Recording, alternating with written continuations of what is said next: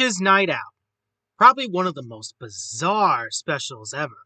But it's one of those 70s specials odd. I wish I could give it its own list or its own little review than this one, but I'm gonna try my best. There are other people who did it 10 times better, and it's starting to get a little bit of a cult following. It centers around a witch, pretty much, well, feels like her powers of scaring people on Halloween feel like they're dwindling away. Until two kids actually want to become monsters themselves, and they become classic spooks as she makes them that way. And even their babysitter as well. And of course, everything goes crazy, and it's basically just the time period of getting everything back to the way it was. Now, the only reason why I want to review this special, other than it being kind of similar to the others I've talked about, is just the time period. Unlike the other two I looked at, where the time period you could say is from like somewhere between the 80s or the 90s, this one you can literally say that this is from the 70s. The 70s has this odd look to it. It was definitely a different time period.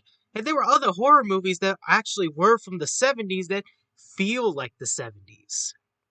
So it's hard to kind of like understand this special. I think if there's one thing I can understand about this special is that it's very wacky. The witch design doesn't look that interesting, but I love the wavy cloak around her. And the monsters themselves, they're okay looking. It's basically simple shapes and designs. But the groovy music too was awesome. And nobody can forget that Halloween song. That's Halloween, witch magic. It's basically a very, very special Halloween song. Classic to listen to as well. So I can't really harm it that much.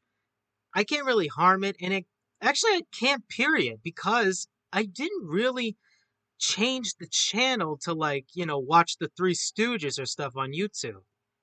Now, I actually saw a better remastered version of this, mainly down to the theme song, but that was it.